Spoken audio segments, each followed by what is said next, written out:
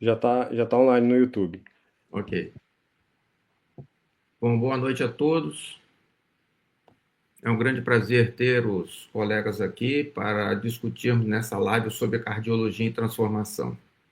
Nós temos a imensa honra de ter conosco aqui o presidente eleito da Sociedade Brasileira de Intervenção, o professor Dr. José Ayrton Arruda.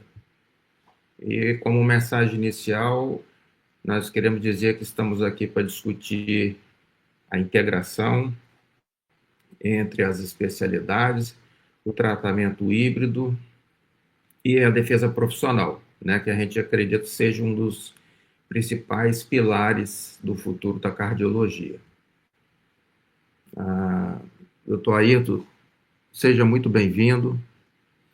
Eu quero também Ó, dizer que o doutor Ayrton é um parceiro meu aqui, né, nós trabalhamos no mesmo time, tenho uma imensa honra de conhecê-lo já há alguns anos já, e é uma pessoa muito íntegra, uma pessoa que considera muito o respeito entre as pessoas, a consideração, o trabalho em time, né?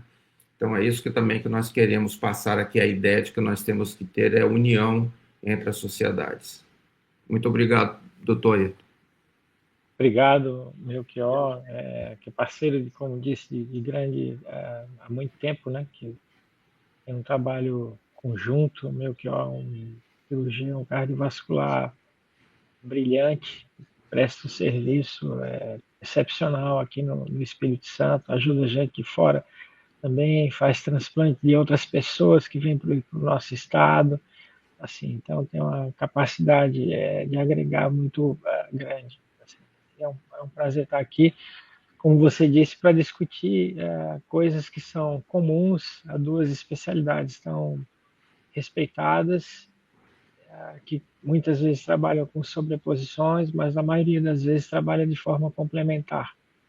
E no meu entendimento, quando existem coisas comuns que podem ser discutidas e caminhar juntos para que, no fim das contas, o associado da SBCCV, o associado da SBHCI e a categoria médica, de maneira geral, tenham benefícios com essa associação.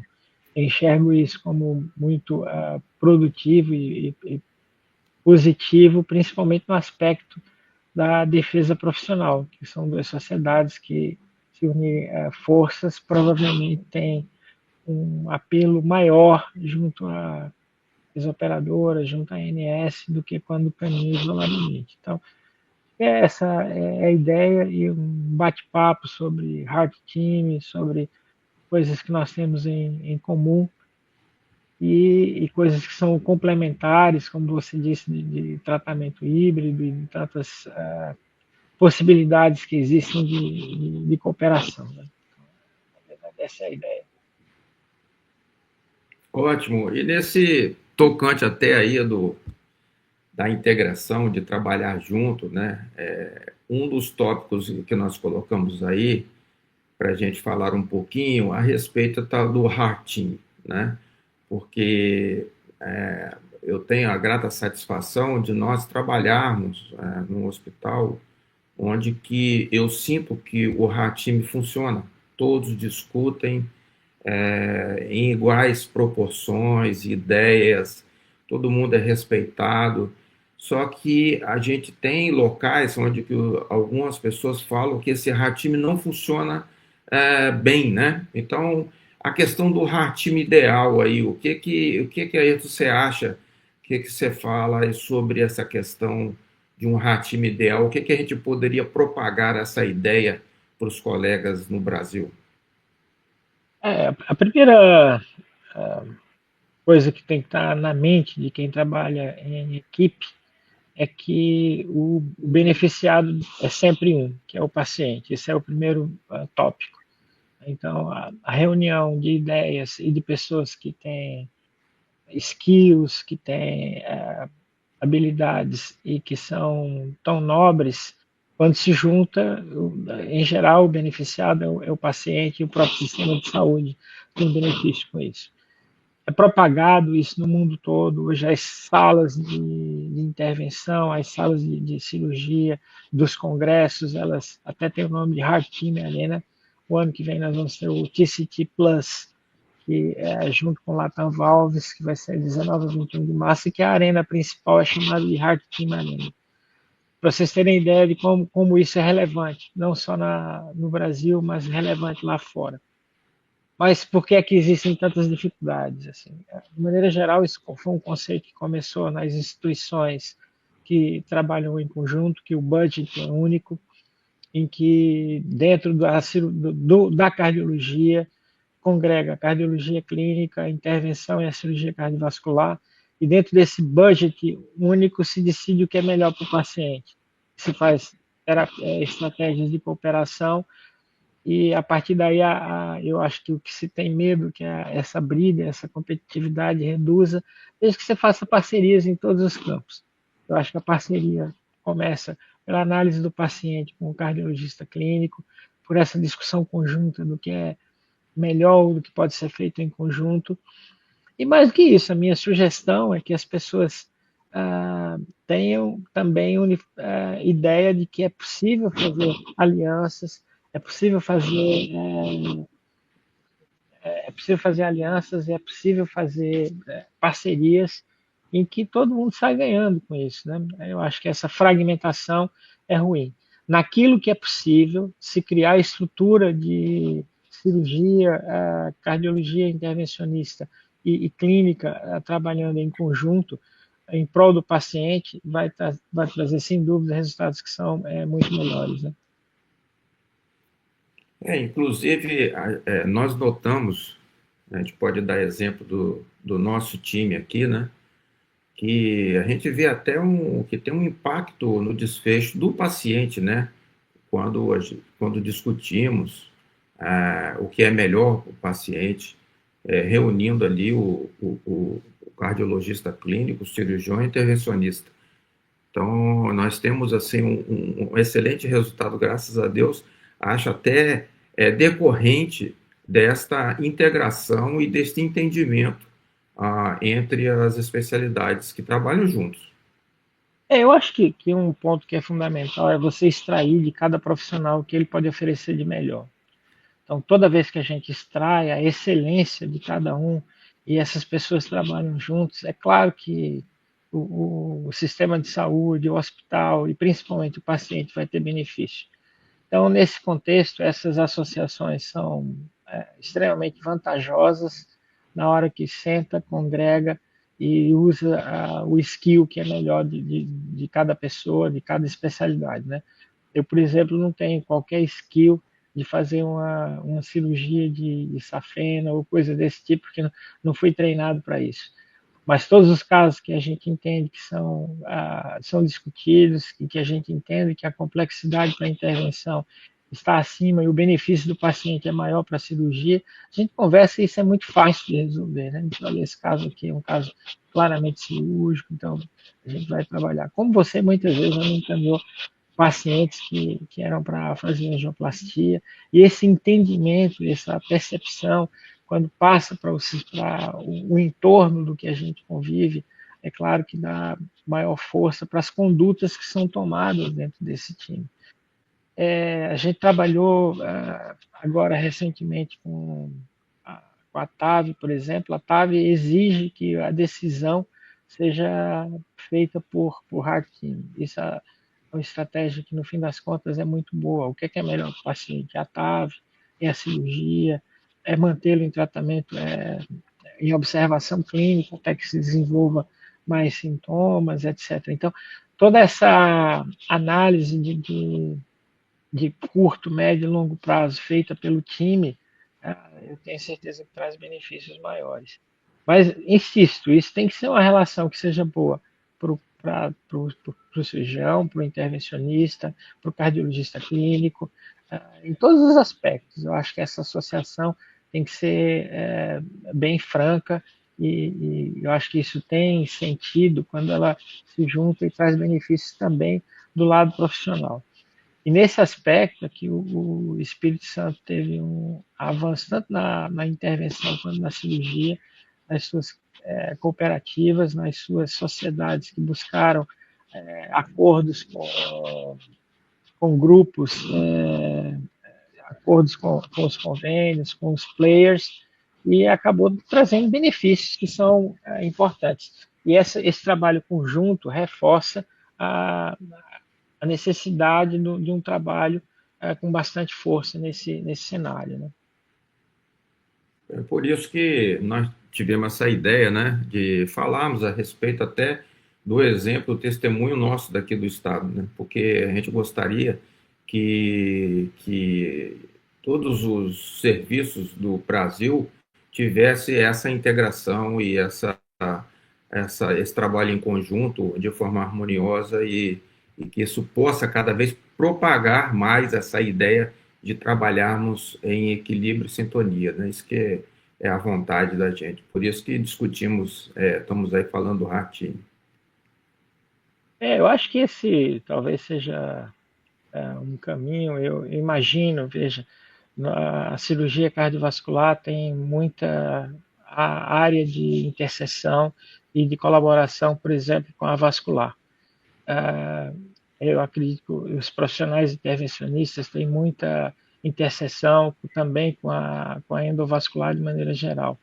Então, as sociedades que trabalham com cirurgia e intervenção da parte cardiovascular, elas podem se associar para que se tornem mais, esses movimentos, eu diria, essas pressões no sistema de saúde, nas fontes pagadoras, sejam mais legítimas, né? Porque no fim das contas a gente quer trabalhar bem, fazer o trabalho de excelência e ter um reconhecimento adequado por isso.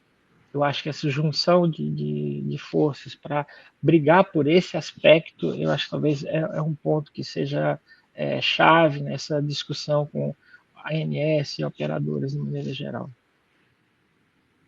O objetivo nosso é mostrar, né, essa convergência entre, por exemplo, a cirurgia e a sociedade de intervenção, reforçando que a integração protege o paciente e valoriza a especialidade. Eu acho que todo mundo fica valorizado e abre portas, então, para conjunto, propomos várias coisas no sentido profissional. Inclusive, hoje, com a questão da qualidade de vida e dos procedimentos minimamente invasivos, nós colocamos também um tópico, Ayrton, que é o tratamento híbrido, né?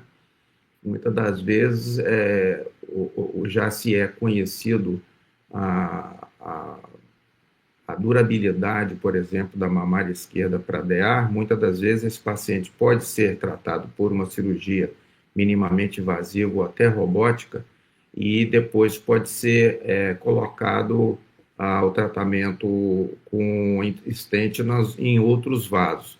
Né? Como é que você vê isso? Você vê isso com bons olhos? Qual a sua opinião em relação ao tratamento híbrido e esse tratamento conjunto, assim, minimamente invasivo? A primeira mensagem que eu acho que precisa ser dada é que a cirurgia de revascularização, ela sobreviveu e ela sobrevive com resultados que são bons, no meu entendimento, é claro, por um enxerto, que é o enxerto da mamária. Esse é o enxerto mais preciso, eu diria, e mais perfeito que existe.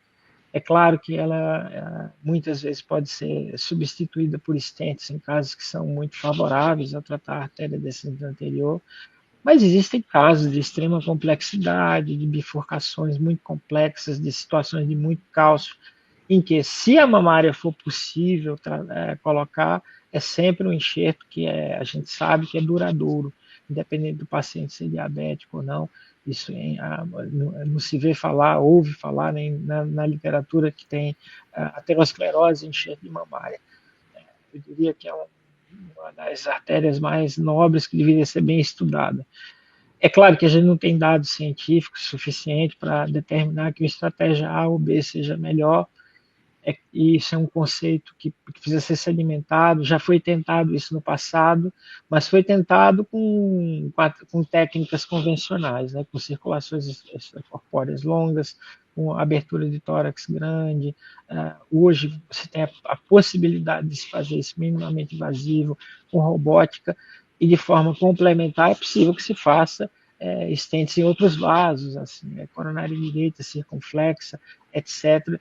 Desde que o vaso, eu costumo dizer que o vaso da vida é a DA, né? A DA sendo tratada e bem tratada, o prognóstico muda completamente. Então, isso abre uma nova perspectiva, uma perspectiva que vai precisar de trials, de tudo, de uma confirmação científica clara, mas é lógico, né, que a gente vê como a gente precisa sair da caixinha e pensar um pouco sempre nas possibilidades que se oferece no mundo. A gente está agora vivendo a revolução digital, a terceira revolução, que é da inteligência artificial, com integração de protocolos, com ajuda na nossa prática, na imagem cardiovascular, no tratamento, na robótica integrada à inteligência artificial. Eu acredito que o grande objetivo seja minimizar a chance de equívocos, aumentar o máximo possível a taxa, o oposto disso é aumentar a quantidade de acertos, né? É claro que essa integração, uma vez sendo comprovada, eu acho que é vista com bons olhos. Né? O que é preciso é trazê-la para a prática, testá-la em trials e a gente caminhar no horizonte de médio e longo prazo junto nesse cenário. Inclusive, a gente estamos vendo que essa questão do tratamento híbrido ele tem ganhado força, né? Vários locais estão começando a realizar e até a hora que a gente puder ter protocolos padronizados, né, para poder fazer um tipo de procedimento ou outro. No sentido aí, então, desse tratamento híbrido, naquilo que for factível, enfatizar essa sinergia, né, entre técnicas que amplia o arsenal terapêutico, né, mas que requer estrutura, protocolos e também valorização profissional. Mas aí, de novo, vem para aquela questão, né, de extrair do profissional o que ele pode oferecer de melhor. O cirurgião bem treinado, bem capacitado, experiente, ele pode fazer uma revascularização que é muito boa, precisa usar ferramentas novas como a robótica, que vai aumentar esse range, e você se associa com a intervenção e vai fazer a parte da intervenção endovascular, com stents, etc., e com técnicas novas que a gente tem desenvolvido, que ajudam bastante na intervenção. Se cada profissional extrair o que há de melhor e empregar isso no seu paciente, aquele paciente que é muito complexo, pode ser de repente tratado com um horizonte de prognóstico de médio e longo prazo melhor. Então, assim, eu enxergo como isso, extrair de cada um o que ele tem de melhor. E essa questão aí que também cada um extrai do melhor, esse trabalho nosso profissional, um ponto que é assim muito nevrálgico e que gostaria muito do seu pensamento sobre isso é a questão da defesa profissional, né? Então, eu queria te perguntar assim, como é que você vê essa possível ação conjunta entre a sociedade de cirurgia e a intervenção, estratégias, né, conjuntas que poderiam fortalecer a defesa profissional? O primeiro ponto é que hoje a gente tem na CBHPM algo que deveria ser um porto seguro para a gente, e que não é. A CBHPM é uma lista hierárquica que traz os diversos procedimentos, não deixaria de fora, os procedimentos da cardiologia intervencionista e da cirurgia são colocados em portes de complexidades. E aí, daí é atribuído o valor do honorário, o número de auxiliares, o porte anestésico, etc, etc. A primeira coisa que eu acho que as duas sociedades têm que trabalhar são em procedimentos que são comuns. Por exemplo, a revascularização miocárdica. Não importa a revascularização miocárdica, talvez trabalhar se ela é completa ou incompleta, mas é um procedimento, seja cirúrgico ou por intervenção, você revascularizou o paciente, você retornou, deu de volta a chance do paciente viver mais ou pelo menos viver com qualidade. Então, são formas associativas que nós teríamos que juntar, dizer, olha, não é aceitável que a revascularização miocárdica cirúrgica, seja ela de que porte for, seja reembolsada menos do que aquilo que a gente propõe, que seria, por exemplo, a CBHPM com revisão de portes naqueles níveis. Nós temos que lembrar que a cirurgia depende para fazer a sua revascularização do cateterismo e nós dependemos muitas vezes do cirurgião para casos que a gente não consegue tratar e no futuro, como você ilustrou até da parte híbrida.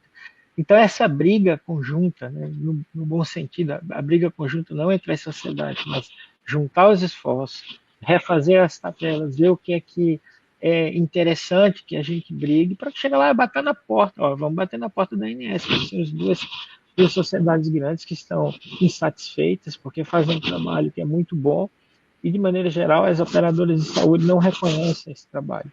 Então, eu acho que talvez essa é a luta. Outra, a força das duas sociedades, junto com outras sociedades que fazem procedimentos intervencionistas e cirúrgicos, caminhar juntos para bater lá na porta e transformar a CBHPM num projeto de lei.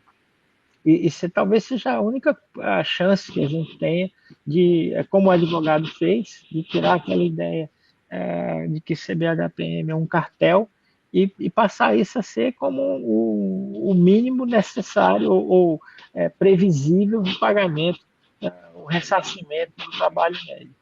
Então, a gente precisa trabalhar em conjunto, juntar esforços para que a gente consiga essa mudança. Isso eu acho que é possível com a força das sociedades, junto da AMB, junto do CFM, junto das comissões parlamentares da saúde, sabendo que tem um lobby de operadores muito grande por trás de tudo isso, mas, por outro lado, buscando neutralizá-los com a força do nosso trabalho, com a força da especialidade, com aquilo que a gente consegue oferecer de melhor. É provável, eu tenho quase certeza, que a população nesse embate, nessa luta, fique do nosso lado, com campanhas de esclarecimento que podem ser em conjunto, né? Nós precisamos esclarecer a população que o honorário médico está defasado há anos, a gente tem lutas isoladas de estados, lutas isoladas de segmentos, mas nós precisamos dar um horizonte maior para esse Brasilzão nosso, né? Assim, então, eu acho que essa junção de forças para a defesa profissional é o ponto talvez mais forte que a gente tem que trabalhar junto. Assim. E aqui eu falo que as sociedades elas devem ter um papel institucional, né? Pensar no associado, pensar no paciente, e esse papel institucional de juntar esforços para lutar pela defesa profissional, eu tenho certeza que vai ser bem visto por qualquer um dos associados. Porque no fim das contas, como se diz no inglês, né, at the end of the day, no final do dia, o que importa é que você fez um bom trabalho e que você foi valorizado pelo aquele trabalho que fez. Perfeito. É porque a gente escuta, né, reclamações que, às vezes, dependendo da operadora, ou às vezes eles não atuam na mesma tabela, ou tabelas de anos passados, ou não obedecem aquilo. Então, se a gente conseguisse realmente que fosse feito um projeto de lei, a gente conseguir estabelecer isso direitinho como uma norma, que ninguém possa juntar a ANS, seria uma grande vitória para as diversas classes, né? Não só a nossa, mas vascular, intervencionista, radiologia, neurocirurgia, etc., né? A gente poderia... Inclusive, nós tivemos uma live com o senador Marcos Duval, e ele falou que vai deixar à disposição lá o gabinete dele para a gente poder ter uma porta aberta, porque tivemos dificuldades de ter uma penetração em Brasília. Então, a gente pode buscar através dele ou qualquer outro parlamentar que nos deu uma voz lá dentro para que a gente possa avançar nesse sentido. Sem fazer propaganda, até porque nem sei se é do nosso estado, eu me envolvo pouco com isso, mas a gente teve na defesa do fechamento do apêndice atrial esquerdo, o apoio do Nelson Trade, da Mara Gabrilli, ou seja, são pessoas ligadas à Comissão Parlamentar da Saúde, à Frente Parlamentar da Saúde, e que eu acho que tem interesse de levar esses temas adiante. E esse é um tema muito sensível, né? Porque envolve um uma ansiedade, um anseio da classe médica de muito tempo. O que você citou é o que exige na maioria dos lugares. Eu vou te pagar a CBHPM quinta edição. Ora, a quinta edição deve ter 10 anos, assim, extremamente defasada, com portes que estão defasados, com atrelado às vezes procedimentos nem existiam naquela quinta edição. E a gente fica amarrado aí, quer dizer, eles dizem que a CBHPM é cartel, mas para pagar o que é defasado não é cartel, né? Para pagar o que está atualizado é cartel. Então, assim, eu acho que isso tem que estar na nossa pauta, né? Claro, quanto mais sociedades estiverem nessa luta e com apoio de parlamentares, assim, a grande questão que eu faço, todo mundo, de alguma forma, ou direto ou indiretamente, conhece o parlamentar, principalmente dentro de classes tão valorizadas como a nossa e que são tão respeitadas. Então, tem aquela teoria do sete, né? Eu conheço um que conhece o segundo, no sétimo ele conhece a rainha da Inglaterra, o rei da Inglaterra, ele vai conhecer.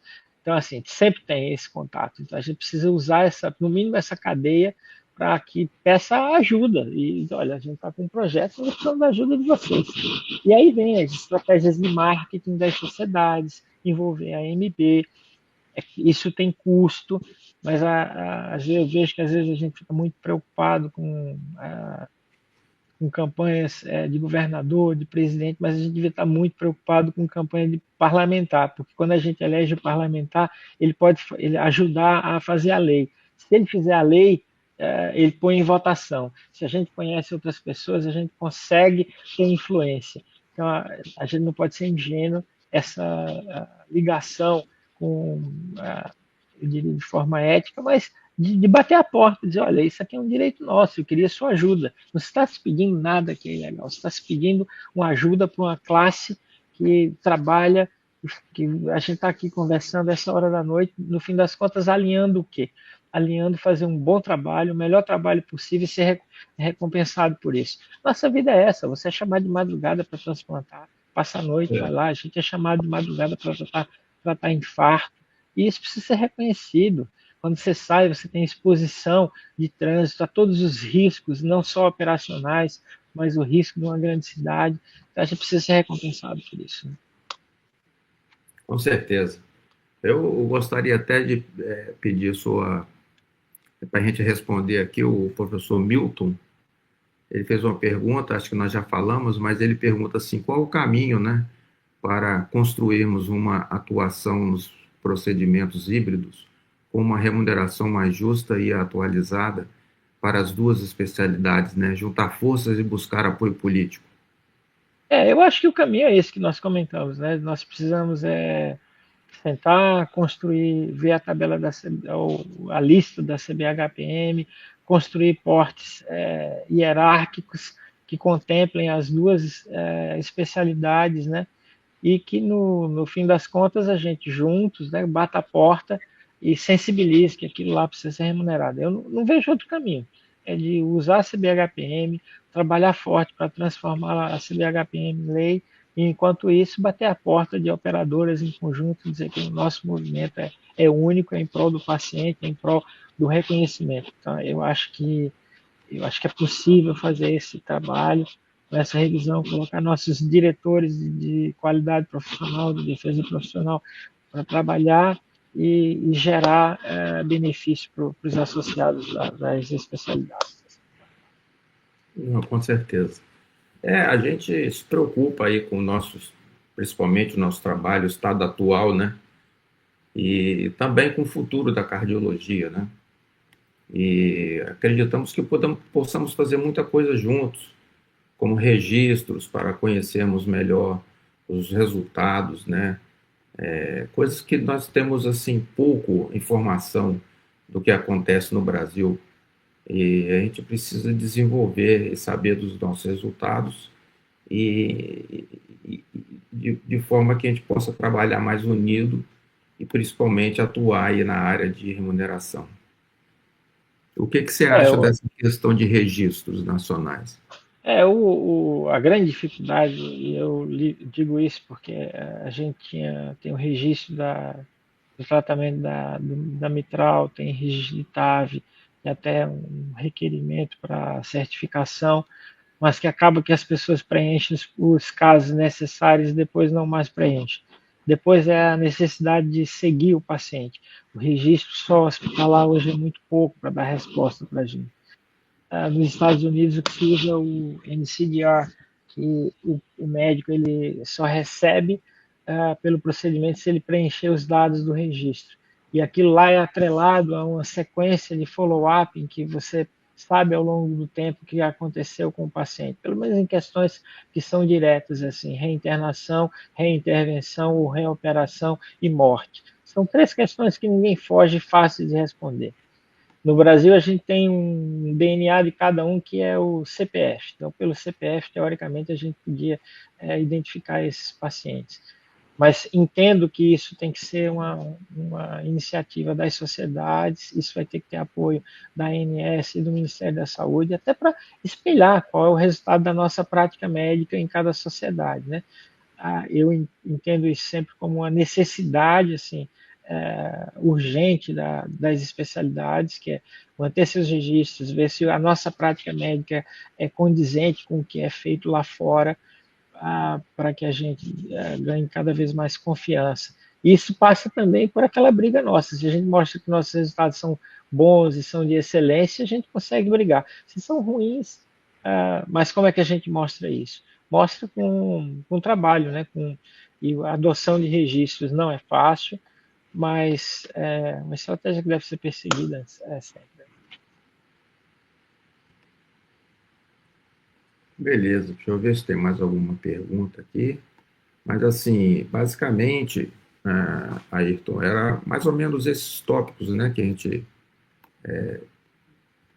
temos essa honra e o prazer de tê-lo aqui para mostrar, acho que até a nossa ideia e o nosso exemplo de trabalho junto aqui, né, no Espírito Santo, que a gente trabalha de forma muito boa e harmônica e que a ideia, a mensagem, vamos dizer assim, seria que o futuro da cardiologia depende, então, de união, né, entre as especialidades, com foco no paciente, na qualidade e na valorização da nossa especialidade. E é isso que nós estamos querendo buscar, porque nós estamos vendo, às vezes, o médico estar muito desvalorizado, né?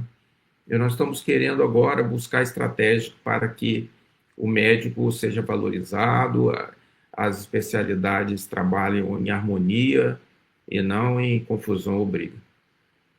Eu acho que foi ótima essa conversa para mostrar que a gente pode ter uma posição institucional. Eu acho que aquilo que é comum pode ser motivo de união e tem muitas ações que são complementares, né, como foi desenhado aqui hoje nessa conversa, mas o mais importante de tudo é que as sociedades caminhem sempre com o diálogo, né, com a conversa, para que a gente encontre soluções conjuntas para problemas que são comuns. Eu diria que o maior problema que nós temos e que vocês têm, que todos têm, não é nem da excelência do tratamento. Cada um pode fazer o que há de melhor para o seu paciente dentro do seu campo de atuação, dentro daquilo que foi treinado. Eu acho que esse é um ponto forte.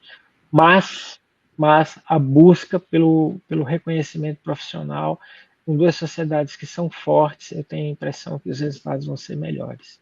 Bom, de maneira geral é isso, Melchior.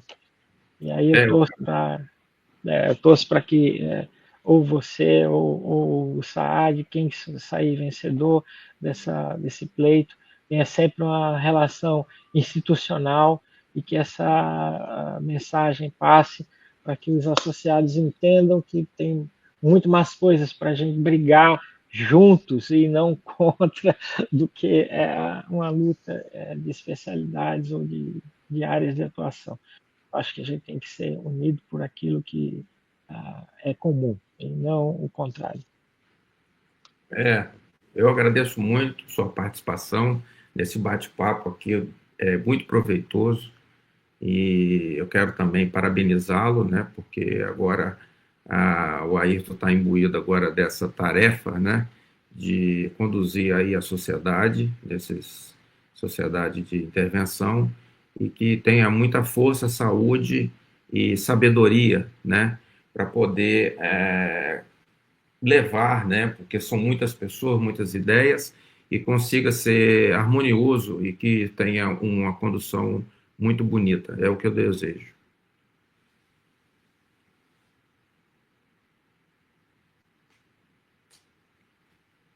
Ok? Então, nós vamos encerrar dando boa noite a todos. Nós tivemos o imenso prazer de bater o papo, então, com o professor Dr. José Ayrton Arruda, presidente eleito da Sociedade de Intervenção, SBHCI, e que nós vamos tentar bater outros papos e traçarmos estratégia para o futuro da nossa cardiologia. Muito obrigado, boa noite. Boa noite a todos, um prazer, até logo.